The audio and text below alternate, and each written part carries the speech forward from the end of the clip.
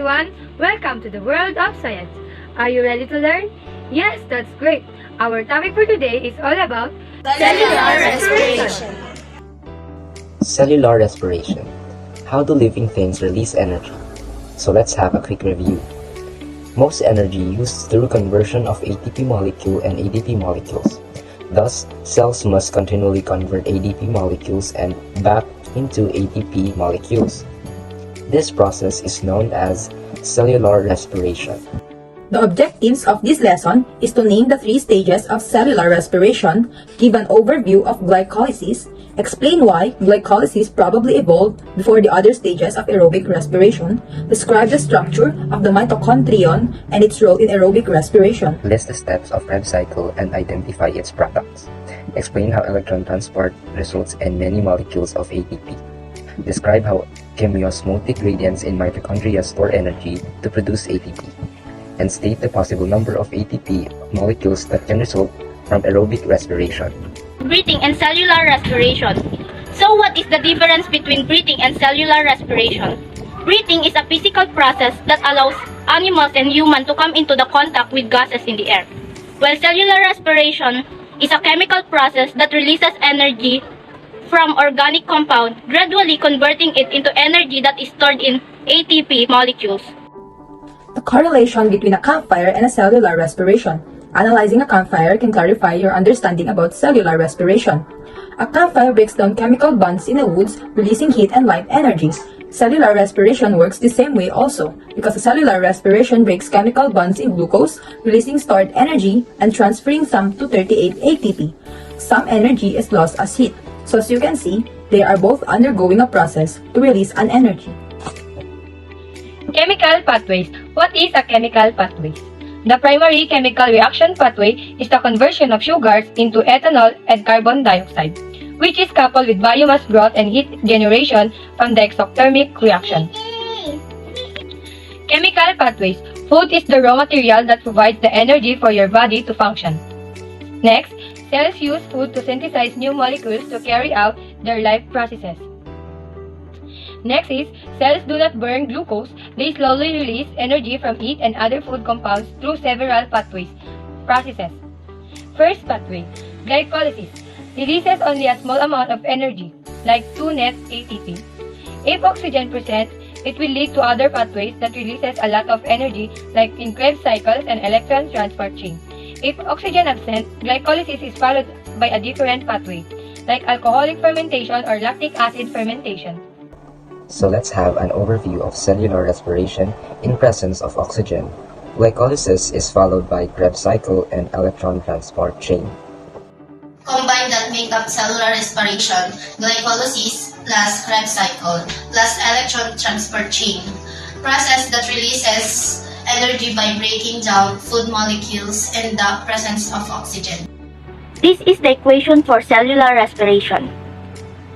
6O2 plus C6H12O6 to 6CO2 plus 6H2O plus energy. Each of these three stages captures some of chemical energy available in food molecule and uses it to produce ATP. What is the process of glycolysis? Glycolysis. Process takes place in the cytosol of the cytoplasm outside of mitochondria, covers glucose with the help of 2 ATP molecules, and eventually releases 4 ATP molecules, for a net gain of 2 ATP molecules. Let's differentiate first the cytosol and cytoplasm. Cytosol is the intracellular fluid that is present inside the cells. On the other hand, the cytoplasm is that part of the cell which is contained within the entire cell membrane. Clarification of terms. Cytosol, the fluid and suspend molecules of salts, sugars, amino acids, enzymes, and others around the organelle. Cytoplasm. The cytosols plus organelles suspend within it everything except the nucleus. ATP and NADH production and glycolysis. Step 1. Break one molecule of glucose in half, producing 2 molecules of pyruvic acid, a 3-carbon compound. Step 2. 2 NAD plus electron carriers accept 4 high energy electrons, transfers them to 2 NADH molecules and 2 H+, thus passing the energy stored in the glucose. Step 3. 4 ADP added producing 4 ATP. Step 4. Two remaining pyruvic acid enter Krebs cycle in presence of oxygen. If no oxygen, another pathway is followed. It's a fast process. Cell produce thousands of ATP molecule in a few milliseconds. Glycolysis alone does not require oxygen. It can supply chemical energy to cells when oxygen is not available. However, if a cell generates large amount of ATP from glycolysis, it can run into problem. A. The cell available NAD plus molecule become filled up with electron. B. Glycolysis shutdown cannot process without available NAD plus molecule. C. ATP production is stopped. Anaerobic to aerobic respiration. Glycolysis involved before the other stages of cellular respiration. Other stages need oxygen. No oxygen in Earth's atmosphere when life first evolved about 3.5 to 4 BYA or billion years ago. Without oxygen, it is called anaerobic respiration. 2 or 3 billion years ago, oxygen was gradually added to the atmosphere by early photosynthetic bacteria. Period the oxygen catastrophe, it is called aerobic organisms. Let's look at the pathway that follows glycolysis with the presence of oxygen, aerobic respiration. But first, mitochondrion structure. Mitochondrion has two spheroid membrane, inner and outer. 3 component in their membrane, space, cristae, space, and matrix. End of glycolysis. 90% of chemical energy from glucose still unused lock-in. High energy electrons of pyruvic acid. Extracted by words, most powerful electron receptor. Krebs and electron transport require oxygen. Those they are aerobic processes. This is the Krebs cycle, second stage of cellular respiration, named after Hans Krebs, British biochemist in 1937.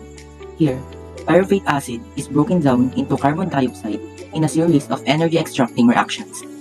Citric acid is the first compound formed in this series of reactions, so Krebs is sometimes called the citric or citric acid cycle. Pyruvic acid enters from glycolysis. 1 carbon removed is equal to CO2 form. NAD plus again changed to NADH. COA joins remaining 2 carbons is equal to acetyl coenzyme A. Acetyl coenzyme A added to 4 carbon. Compound is equal to citric acid, 6 carbon. Citric acid broken down to 5 carbon, then 4 carbon, more CO2 released. Along the way, more NADH and FADH2 form. 1 molecule of ATP also made. 2 turns and 2 pyruvic acid from glycolysis yield 10 NADH, 2 from glycolysis, 2 FADH2, 4 ATP, 2 from glycolysis. Cycle starts anew. This is the uses for the products of the Krebs cycle. Carbon dioxide is exhaled. ATP can be used for cellular activities. High energy electrons or stored in NADH and FADH2 can be used to make huge amount of ATP in the presence of oxygen. The pictures shown above are the example of mitochondrial electron transport chain. This is the process that happens in the mitochondrial electron transport chain. First, electrons from the Krebs cycle are passed to the electron transport chain by the form of NADH and FADH2. At the end of the chain, an enzyme combines electrons from the electron chain with hydrogen ions and oxygen to form water. Each time, 2 high-energy electrons transport down to the electron chain. The energy is used to transport hydrogen ions across the membrane. Hydrogen ions builds up in the intermembrane space, and that's how positively charged. Meanwhile, the other side of the membrane is negatively charged. Electronomical gradient, chemiosmotic gradient, is created for ATP synthase to work. And lastly, ATP synthase converts ADP into ATP. Before we end our lesson, let's answer the following question. Glycolysis occurs in which part of the cell? In the final stage of electron transport chain, what do hydrogen ions and electrons combine to form water? How many ATP is being produced after 4 stages? What are the carriers in electron transport chain?